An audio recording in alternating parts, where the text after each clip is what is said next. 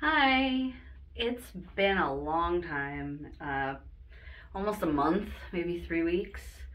I know I have promised that I would get the upcycling project done before New Year's, but the day after Christmas I came down with the C-19 virus, and I got it pretty bad. Not bad enough to be hospitalized, but bad enough that I couldn't even sit up for 3 or 4 days. I couldn't even scroll through my phone. I couldn't do anything. I was just kind of comatose in bed, which I'm not gonna lie, was a nice break from the kids.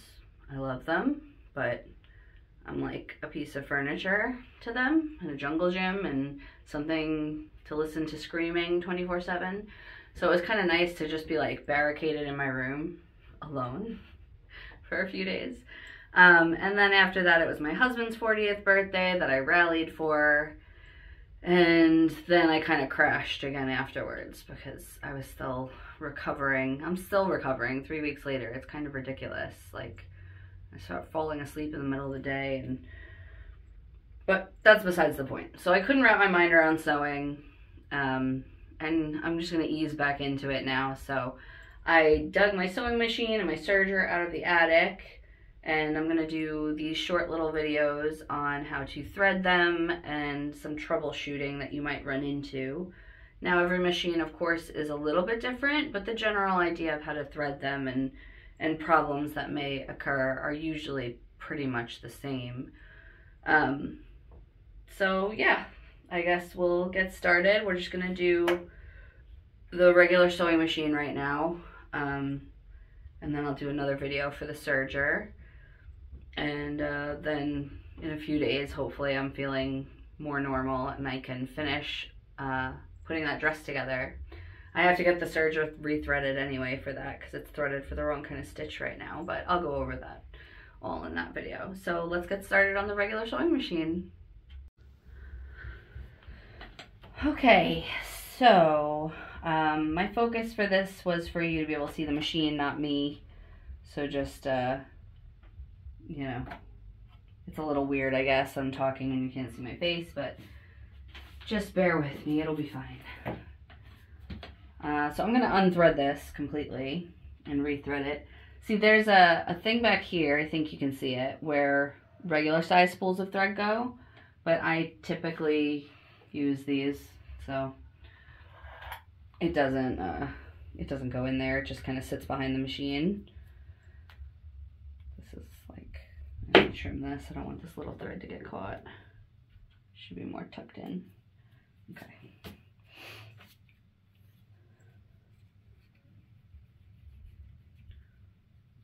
So you have this spool. You pull the thread up. There's this little thing back here. You have to like weave the thread through, but you hold it like this. So the end is in your left hand and the other part that's attached to the spool is in your right hand. And you pull it up and move it around.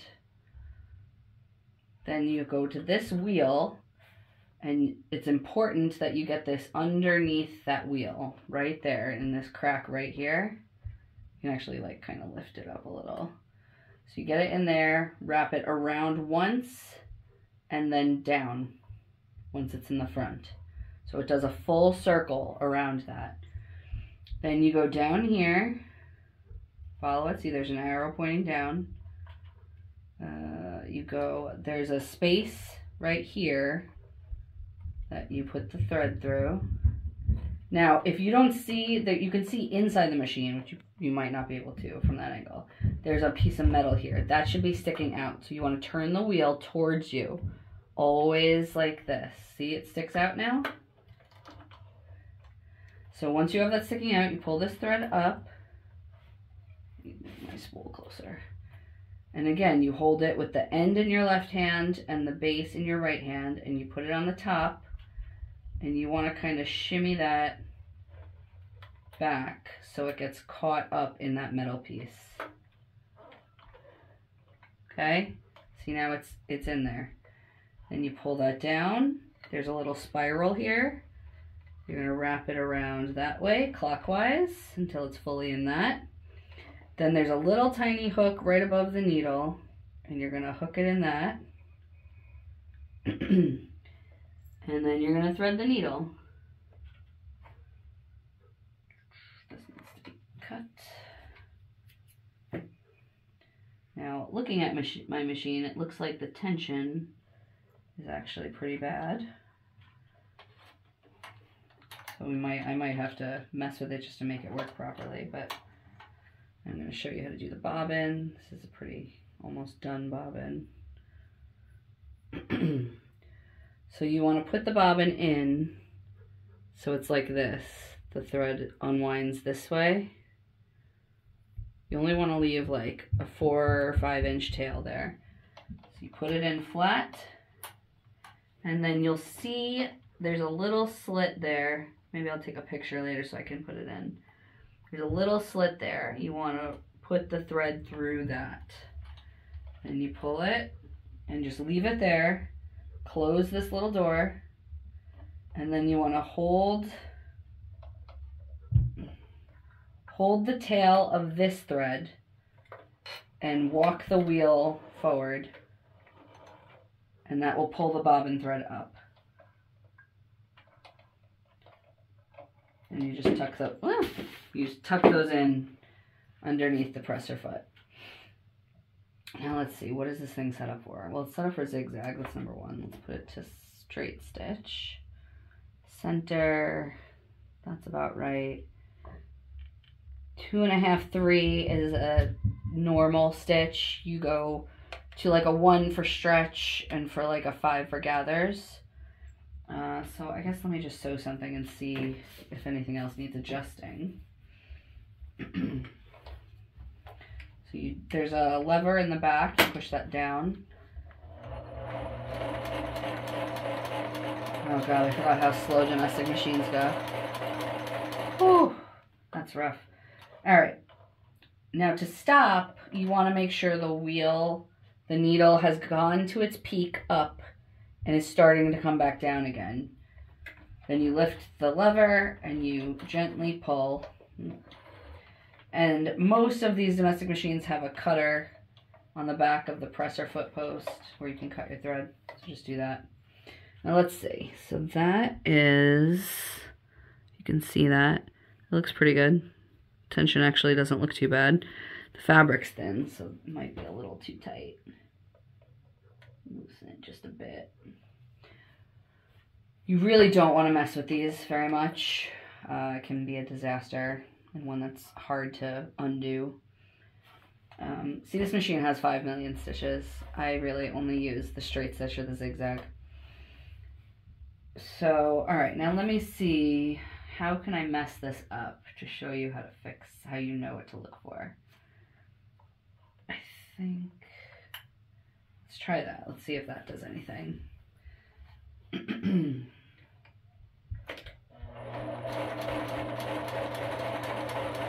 I am used to an industrial machine and it like, boom, it speeds through. This is kind of killing me. Alright, so that didn't actually mess it up. Let's try something else. Let's put it back in there first. Let's pull it out of this. Oh, it's still in there. I really don't want to undo all this. Okay, there we go.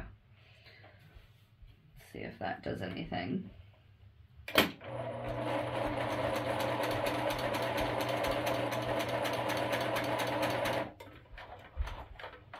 Probably just sucked back into it. Okay, so that bunched it up a bit. See that? That's bad, obviously. So the general rule of thumb is if the underneath part of your stitching goes wrong, that's the top thread. That's the problem. And if the top of your stitching goes wrong, that's the bobbin. Alright, now where is this? How do I fix this? Ah, there we go. Did I unthread it? I did. That's fine. Honestly, if it gets unthreaded, the easiest thing to do is just totally rethread it.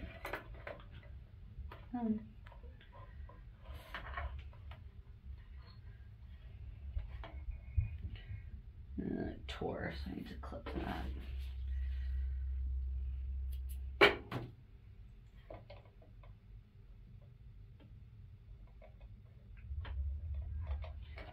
Alright, now let's try to mess up the bobbin.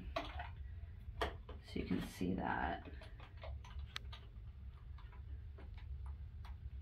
Let's do that and see if that does it.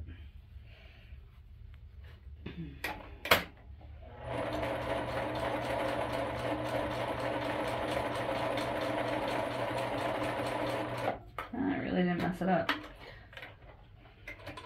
Oh, I can't pull it out.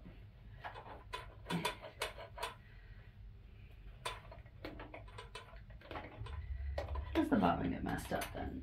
Maybe backwards?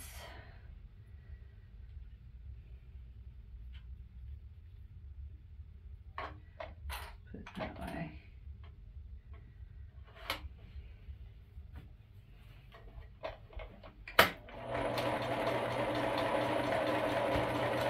I don't even need to hold on to this, it's so damn slow.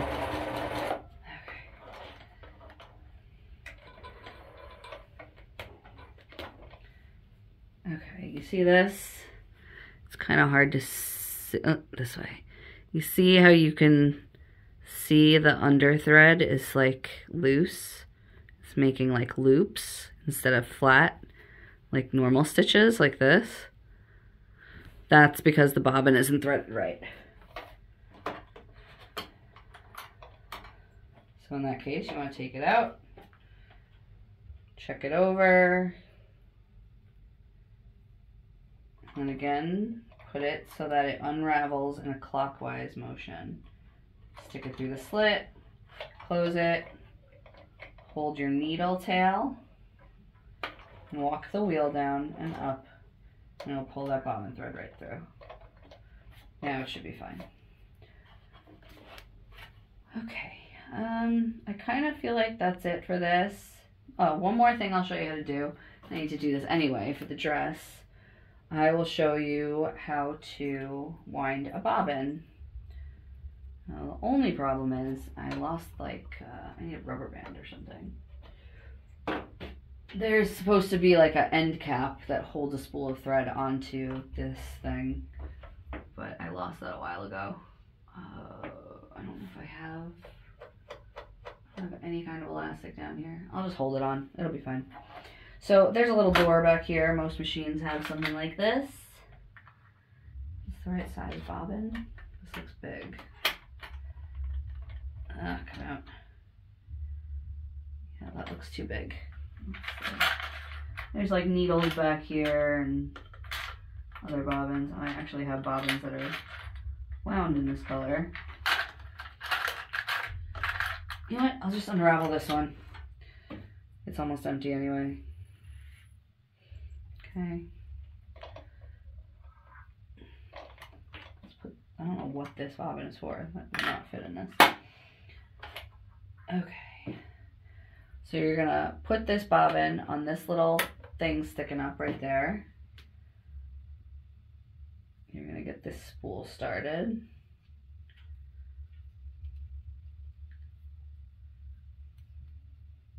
Oh, they really tucked it in there, eh? Alright, that's good. Now, you're going to take that, wrap it through that. So you want to like unthread the top. So I unthreaded the top. So you're going to take this spool, wrap it through that back thing, and then you're gonna do one whole circle and pull it over to the bobbin, where you're gonna wrap it around the bobbin. I like to tuck one under first. It tends to hold it and lock it in place better. You just wrap the tail as best you can, and then you push it over. Now also what you wanna do, so that your needle doesn't go up and down, there's usually a button here. It's like an indent. You push that in. And then you just push the pedal. See, it's winding. The needle is not going up and down, so nothing's happening with the machine.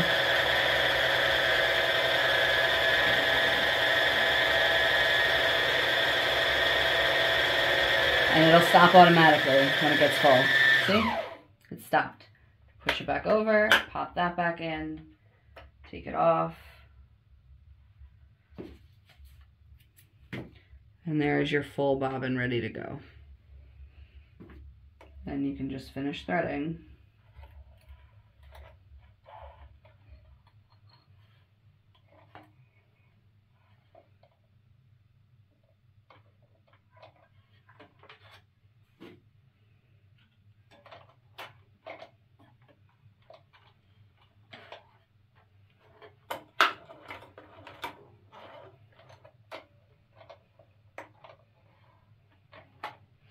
And you're ready to go.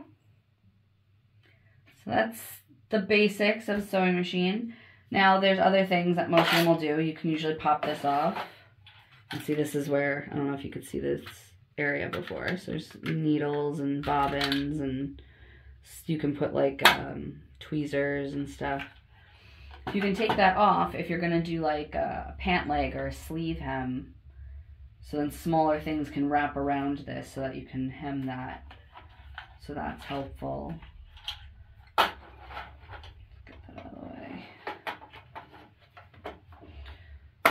These machines are slow, but they're actually quite helpful. This, I'm trying to remember what this is.